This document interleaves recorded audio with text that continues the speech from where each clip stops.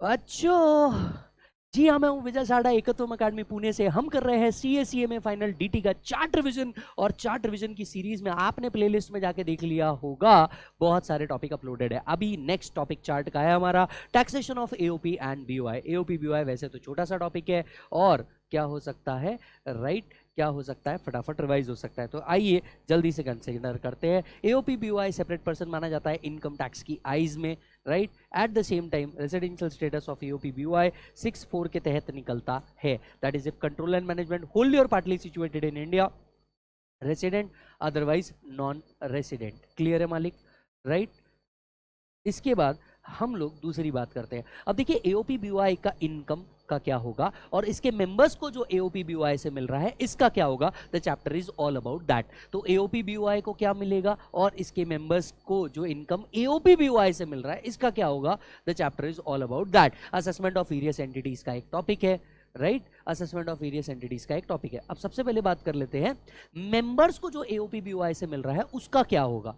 Clear है, member को जो एओपी बीओआई से मिल रहा है, राइट, इसकी टैक्सेबिलिटी डिपेंड करती है एओपी बीओआई के टैक्सेबिलिटी क्या है इसके ऊपर।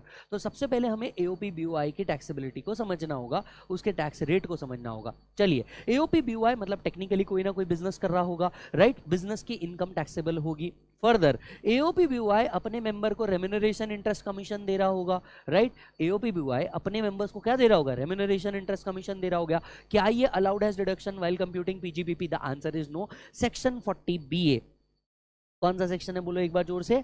सेक्शन 40 बीए कहता है जब भी एओपी बीओआई अपने मेंबर्स को रेम्यूनरेशन इंटरेस्ट या कमीशन दे रहा होगा, it is not allowed as deduction, 100% disallowed है while computing PGBP under section 40 BA, under section 40 BA. Yes और नो। अच्छा, चार्ट में यहाँ पे पहले 6(3) हुआ है, इसको 6(4) कर लो, दूसरा यहाँ पे 40 बीए क्या कर लो, पुटअप कर लो, राइट। अब आता है एओपी बीओआई क्या एक्सपेंसेस तो आपने डिसअलाउ कर दिए in the nature of remuneration interest and commission. AOP BOI का टैक्स रेट क्या होगा, एओपी बीओआई का टैक्स रेट क्या होगा, इसका डिस्कशन सेक्शन 167 बी के अंदर में किया जाता है कि एओपी बीओआई का जो टैक्स रेट है ये क्या होगा। इसका डिस्कशन सेक्शन 167 बी के अंदर में किया जाता है, बराबर है।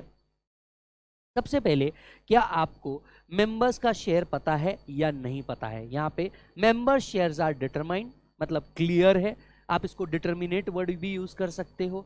Members share are determinate, members share are not determinate, या इसको ऐसा भी बोल सकते हो members share are determined by themselves कि कौन कितना लेके जाएगा। Members share are not determined, अगर मेंबर्स का शेयर डिटरमाइंड है तो कंपनी भी मेंबर है, कंपनी के केस में कंपनी के शेयर पे कंपनी रेट लगेगा और अदर्स के शेयर पे एमएमआर का रेट लगेगा।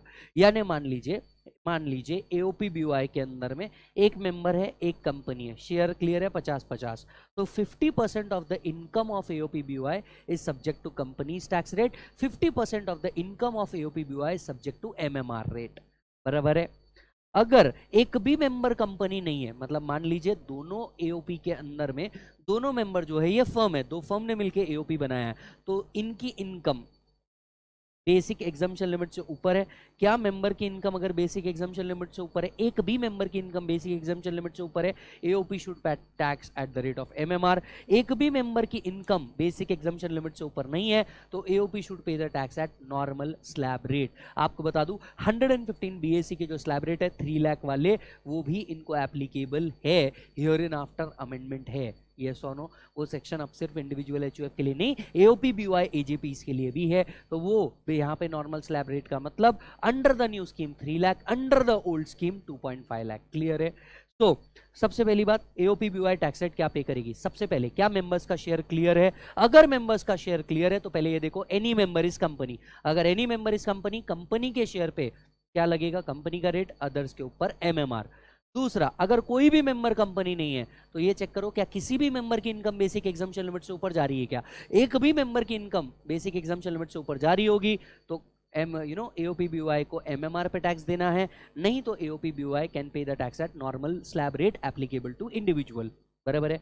मान लो अगर शेयर डिटरमाइंड ही नहीं है, मतलब एओपी बीओआई के जो मेंबर है इनमें कौन कितना लेके जाएगा ये पता ही नहीं है, तो कंपनी के केस में कंपनी का रेट, अगर कोई भी मेंबर कंपनी नहीं है सीधा क्या आएगा, एमएमआर। सीधा क्या आएगा बेटा, एमएमआर। यस। अच्छा जी, यहाँ पे एमएमआर का रेट क्या है 42.744% आपका एमएमआर का रेट बनेगा, that is highest rate of tax 30% plus 37% surcharge plus 4% cess. तो एमएमआर का रेट कितना होगा बेटा यहाँ पे 42.744%। Where all member of the AOP are company, maximum surcharge rate जो आप लगाएंगे वो 15% होगा। अगर एओपी के सारे ही मेंबर्स कंपनी हुए, मान लीजिए 2 कंपनियों ने मिलकर के एओपी बनाई है, the maximum rate of surcharge will be, बोलो बेटा 15%। क्लियर है? Where AOP BOI has opted for 115 BAC, the maximum rate of surcharge is 25%। याद आ रहा है क्या? 115 BAC में अमेंडमेंट आया, मैक्सिमम रेट ऑफ सरचार्ज अब 37 नहीं 25% है, तो इनके लिए भी सरचार्ज रेट क्या हो जाएगा मैक्सिमम 25%। पर अगर ऐसी AOP है जिसके सारे मेंबर कंपनी है तो मैक्सिमम रेट ऑफ सरचार्ज 25 भी नहीं 15% ही होगा। क्लियर है? right? Special income of AOP BOI shall be taxed at special rate. Special income of AOP BOI is taxed at special rate. तो चलिए AOP BOI की income कैसे निकालेंगे? PGBP में नॉर्मल 5 हेड में जैसे कंप्यूट करते हैं वैसे ही कंप्यूट करेंगे। मेंबर्स को जो क्या दे रहे हैं, रेम्यूनरेशन, इंटरेस्ट एंड कमीशन दे रहे हैं, it is not allowed as deduction. तीसरी चीज, टैक्स रेट क्या होगा? ये डिपेंड करेगा शेयर नोन है या शेयर नॉट नोन है। मोस्टली एमएमआर के ऊपर आता है, मोस्टली क्या है एमएमआर के ऊपर आता है, unless no members income exceed basic exemption limit. Clear है? अच्छा, अब मेंबर को एओपी बीओआई से मिल रहा है, क्या ये टैक्सेबल है? डिपेंड करता है एओपी बीओआई ने क्या रेट भरा है। चेक कीजिए, मेंबर्स का tax rate section 67A deal करता है, मेंबर्स का tax rate section 67A deal करता है।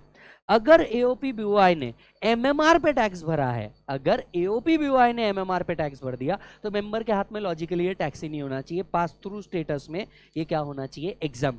बिकॉज एओपी बीओआई पे टैक्स एट एमएमआर, मेंबर के हाथ में वो क्या हो जाएगा, एग्जाम।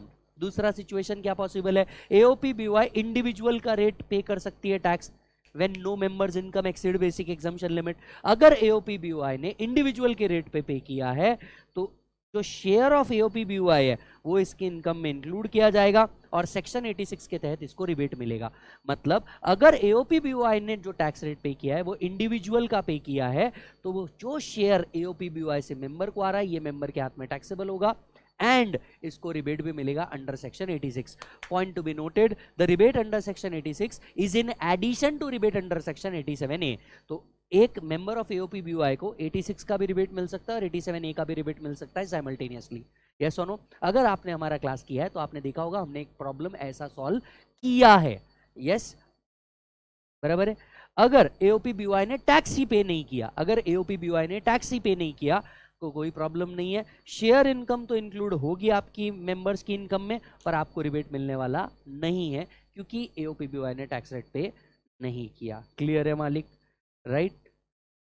तो एओपी बीओआई का कंप्यूटेशन कैसे होगा? सबसे पहले हम टैक्सेबल इनकम निकालेंगे एओपी बीओआई का, इसमें से लेस करेंगे interest and remuneration paid to member, आपका नेट टैक्सेबल इनकम आएगा, वो प्रॉफिट शेयरिंग रेशो में क्या किया जाएगा, अलोकेट किया जाएगा। आपको याद दिला दूं, अगर adjusted total income 20 lakh rupees से ऊपर की है, AOP BOI is subject to AMT also provided that do not opt for 115 BAC. तो अगर एओपी बीओआई ने 115 बीएसी ऑप्ट नहीं किया and adjusted total income 20 lakh से ऊपर चले गया, उनको एएमटी एप्लीकेबल है। यस, रिबेट कैसे निकलेगा सर सेक्शन 86 का? अरे बड़ा सिंपल है sir, tax liability divided by total income into 100, सीधे शब्दों में average rate of tax, tax liability divided by total income into share of AOP BOI, ये आपका क्या रहेगा, रिबेट रहेगा under section 86। Tax liability divided by total income into, मैंने कहा था 100, no it's share of AOP BOI. Rebate is not available if tax payable by AOP BOI is nil. Rebate shall be reduced after adding surcharge and cess. Rebate under 86 is in addition to rebate under section 87A. Clear है मालिक? So that was your taxation of AOP BOI। पढ़ते रहिए और बहुत सारा सीखते रहिए। Sir हमारा AOP BOI का भी चार्ट क्या होता है, खत्म होता है। एग्जाम पॉइंट ऑफ व्यू से ये चैप्टर इतना ज्यादा रेलेवेंट नहीं है, बहुत लिमिटेड टाइप के क्वेश्चन आते हैं पर पढ़ना तो पूरा ही पड़ेगा। यस और नो? तो AOP BOI हमारा खत्म होता है। एक बार वापस से इस वीडियो को पूरा देख लीजिए, ऑटोमेटिकली पूरा लर्न हो जाएगा। यस, इससे शॉर्ट और कुछ नहीं हो सकता। इतना ही पढ़ लो, जल्दी से पढ़ लो, आपका काम हो जाएगा। See you in the next video.